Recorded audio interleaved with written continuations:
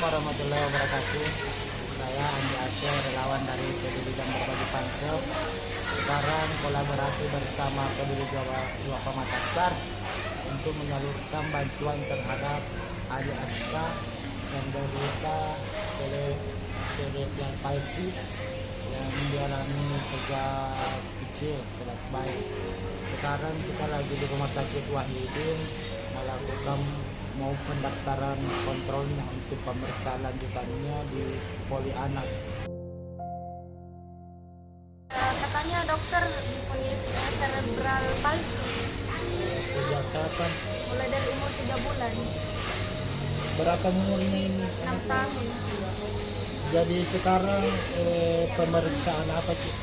Pemeriksaan perkembangan anak.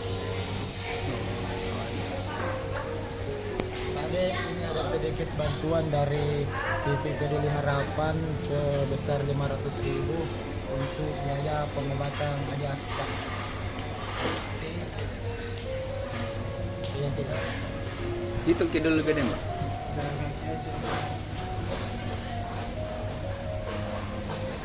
Rp500 di, semoga berkah, amin.